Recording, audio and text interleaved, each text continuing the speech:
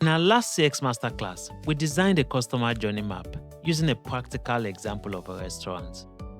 A customer journey map equips business owners to understand how customers interact with them across different stages and across different customer touchpoints. And with these insights, they are able to design strategies or tactics to improve the experiences of their customers. And as you know, happy customers mean successful businesses. Now, there's a clause to the customer journey map, and that's the customer feedback. Because without the customer feedback, it's impossible for you to map a customer journey.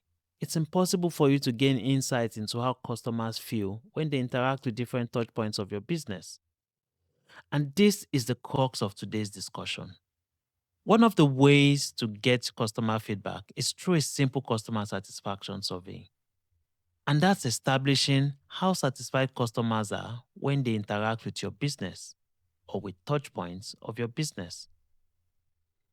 Now, before we move into the actual practical session that involves using a Google form to walk through the customer satisfaction survey that I've designed here, you need to know three things. One, when you're designing a customer satisfaction survey, it's important for you to make it simple. Making it simple means that it's easy for the person that it's intended for to understand the questions and the objective of that survey. Two, it's important for you to ask only required questions. And then three, make it as short as possible. Because the longer the questions are, the lower the response rate is. So let's begin. So we have here a customer satisfaction survey for Jeon Kyoyo restaurant. The first question is to identify who your customers are. Are they male or are they female? Now, the insights you get here can help you tailor strategies specifically for the male gender or for the female gender. Can also allow you to see if the male gender is more satisfied with your restaurant versus the female gender, or if they are more satisfied with certain touch points depending on what your questions are. Then the next one has to do with the actual customer satisfaction question. And before I go into this, it's important for us to note this. If the intent of your customer satisfaction survey, which is what we are doing here, is to build your customer journey map, then you need to take it either in phases or break your customers into cohorts.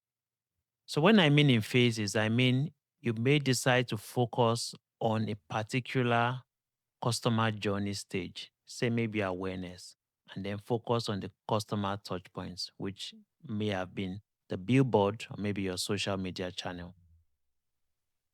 Because if you decide to take all the customer touch points for all the stages and put them into a series of questions, chances are your survey will be really long. And when it's really long, the response rate would be really low. The other alternative is for you to, and this is if you have a lot of customers, break them into different cohorts, such that cohort one will get questions that speak to, say, the awareness stage and the customer touch points of the billboard.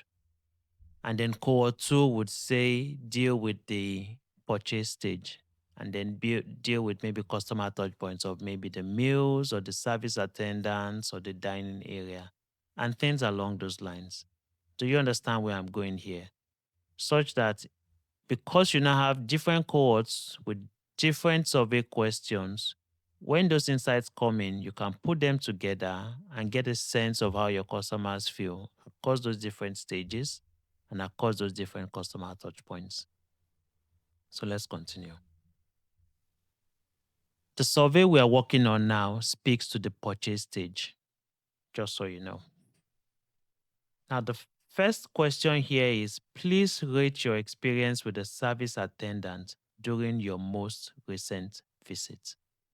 The service attendant is the customer touch point for the purchase stage.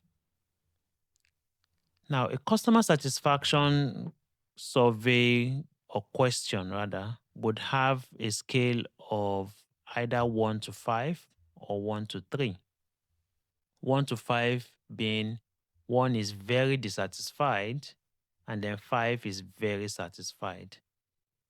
What this means in simple terms is if a customer gives you a 1, it means that they are very dissatisfied with the service attendant.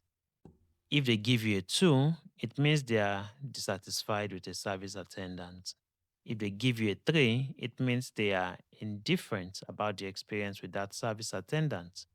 If they give you a 4, then they are satisfied with the service attendant. And if they give you a 5, which is where we want them to be, they are very satisfied with the experience with the service attendant, which means the service attendant is doing something really good, right? So that's what it looks like. And then you need to layer your customer satisfaction question with an open-ended one. And the open-ended question is essentially designed to establish the rationale or the reason behind the rating or the score that has been provided. So if someone has chosen very dissatisfied, you're asking what is the reason for your rating. If someone has chosen satisfied, you're also asking what the reason is for your rating. And that allows you to know what you're doing well in the case of where they are satisfied and where the rooms for improvement are in the case of where they are very dissatisfied. All right. And then the next question is, please rate our dining area during your most recent visit. And this also speaks to the purchase stage. And this is the ambience of your restaurant. And then the same rating applies. And of course, the rationale behind the rating is also included in the questions. And this is also an open-ended question, right? Now, the last question, which is also extremely important, is the question that speaks to the customer's recommendation on how you can improve service delivery.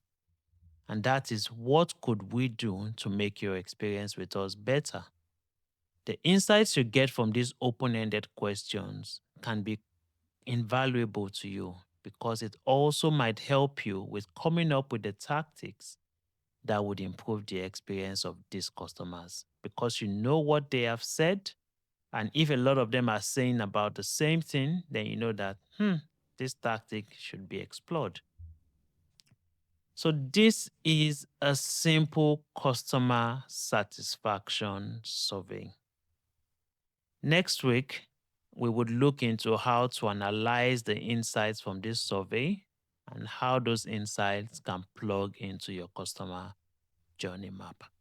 I hope this episode has been useful to you. If the answer is yes, please lean in, like, and subscribe to this channel. And I'd love to hear your comments. Have you run a customer satisfaction survey in the past? How was it? Did you run into any challenges? Please drop them in the comment section. And I promise you this, that I will respond to each and every one of them. Thank you very much, and see you on our next Customer Experience Masterclass.